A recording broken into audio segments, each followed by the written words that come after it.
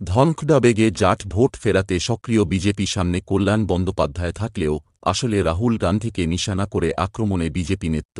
আজ জগদীপ ধনখড়ের নকল কাণ্ডে দেশের বিভিন্ন প্রান্তে কল্যাণ ও রাহুলকে ক্ষমা চাইতে হবে বলে সরব হয় বিজেপি। অনেকের মতে বিজেপি রাহুলকেই নিশানা করতে মরিয়া। পাশাপাশি জাট সমাজের প্রতিনিধি ধনখড়কে সামনে রেখে ওই সমাজের হারানো জনসমর্থন ফিরে পেতেই বিজেপি বিষয়টি নিয়ে এভাবে মাত্রাতিরিক্ত প্রচারের কৌশল নিয়েছে বলে মত কংগ্রেসের।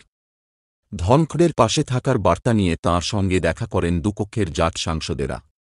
দাবি তোলেন দুই সাংসদের বিরুদ্ধে ব্যবস্থা নেওয়ার। পাশাপাশি আজ দিল্লিতে জাট মহাসভার তরফে রাহুল ও কল্যাণের বিরুদ্ধে বিক্ষোভ দেখানো হয়।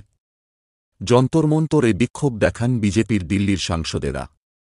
রাজ্যসভায় কেন্দ্রীয় মন্ত্রী অনুরাগ ঠাকুর বলেন, একজন তৃণমূলের সাংসদ উপরাষ্ট্রপতিকে নকল করছিলেন, আর একজন বর্ষিয়ান শাসনদাতা ভিডিও করছিলেন, যা মেনে নেওয়া যায় না। বিজেপির তৎপরতা নিয়ে কংগ্রেসের শিবিরের ব্যাখ্যা, প্রথমটি হল রাহুলের সমালোচনা, দ্বিতীয়টি হল ধনখড়ের জাট পরিচয়কে সামনে রেখে ওই সমাজের ভোট নিশ্চিত করা।